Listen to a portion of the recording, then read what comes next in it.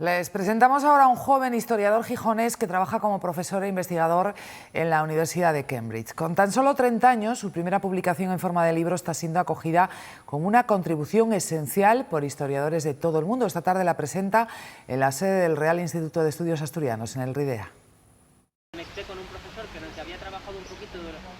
Se llama Jesús Sanjurjo Ramos, estudió Historia en la Universidad de Oviedo y en la Británica de Leeds, máster y doctorado en Historia Española y del Mundo Atlántico.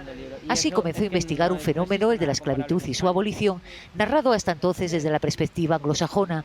Y este libro trata de incorporar voces de personajes españoles, de mujeres y hombres españoles, que tuvieron un papel fundamental en la historia del movimiento abolicionista en el Atlántico y que hasta ahora eran absolutos desconocidos. Personajes como los políticos asturianos José María Queipo de Llano, conde de Toreno, o Agustín de Argüelles, al que se atribuye el primer discurso abolicionista. Agustín de Argüelles se levanta en las Cortes de Cádiz en 1810 para decir que comerciar con la sangre de nuestros hermanos es atroz, es horrendo, es inhumano, y este Congreso Nacional no debe vacilar ni un instante en poner fin a este comercio. Y sin embargo, España vaciló muchos instantes más, varias décadas del convulso siglo XIX. España es el último país en poner fin al comercio de esclavos de forma final en el caso de Cuba en 1668.